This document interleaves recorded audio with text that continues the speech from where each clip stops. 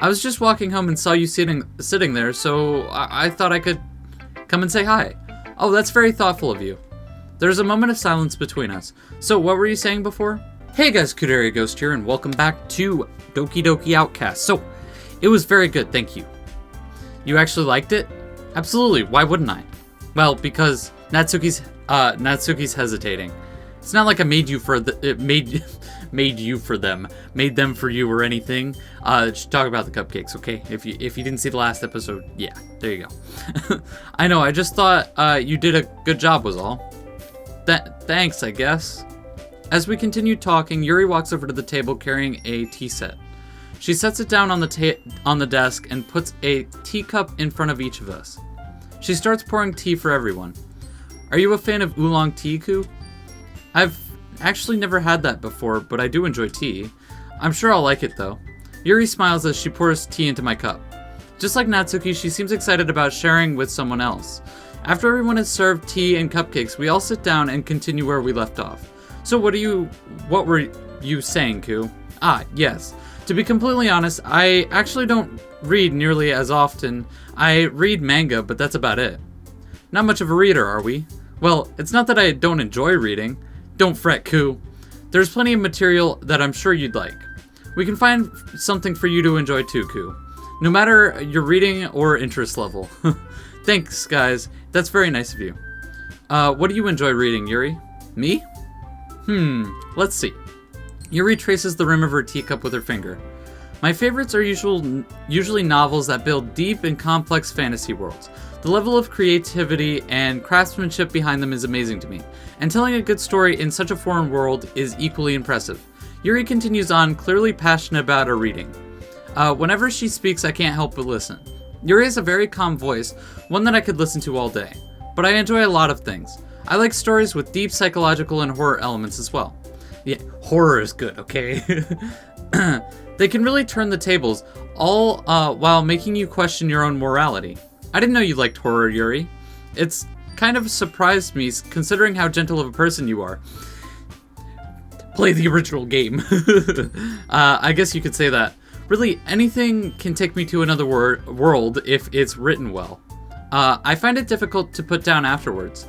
I hate horror. Oh, why? Well, I just don't think there is much to it. Every horror novel I ever read always feels the same. It's like they had nothing more to them other than gore and shock value.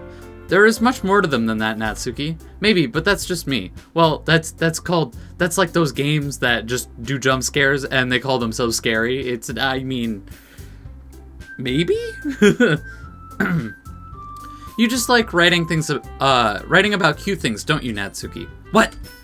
No. Yeah, Natsuki, you are the cute type, huh? You're baking your personality, you're writing. Everything you do just screams cuteness. I'm not. No. I refuse. You write poetry, Natsuki? No. I don't think it's bad. It's a bad thing if you do. Fine. I like to write poems on occasion, okay? You should show me them sometime. Natsuki averts her eyes. No, you wouldn't like them. I understand how Natsuki feels. Sharing that level of writing takes more than just confidence. You must be willing to open up to your readers, exposing your vulnerabilities, and showing even the deepest reaches of your heart. If I could read today, that'd be great, you know? If that could happen, I'd just be so thankful to my brain for reading. Do you think you could show us some of your work, Yuri? Maybe Natsuki would be willing to open up if you set an example for her. I guess it's the same for Yuri. But I wanted to read everyone's poems. We all sit in silence for a moment. Okay, everyone, I have an idea.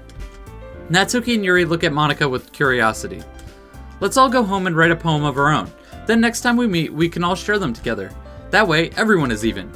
What do you guys say? Yeah, I'm in. Let's do it. Of course you're in, Sayori. Alright, Sayori's in. Come on, Natsuki, please. Natsuki ponders for a second. She finally speaks up. I guess I don't have much of a choice, do I? Fine, I'll do it. Yay. Thanks, Natsuki. What about you, Yuri? Everyone stares at Yuri, eagerly anticipating her response. Yuri? Alright. You want to get deleted, Yuri? I don't think so. You better say yes. That's Monica. Great. You're the best, Yuri.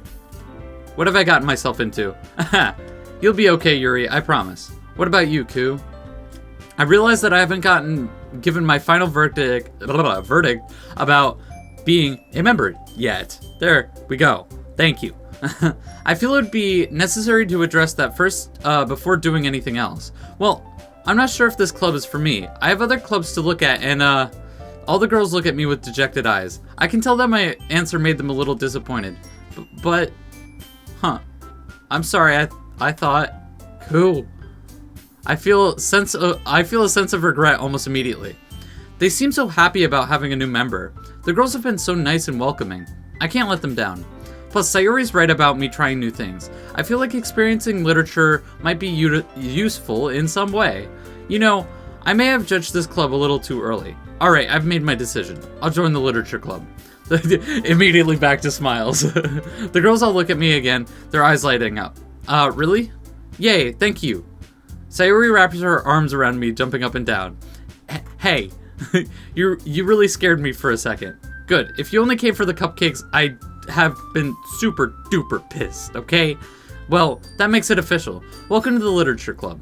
Okay, everyone, I think we can finally, officially end today's meeting on a good note. Everyone remember tonight's assignment.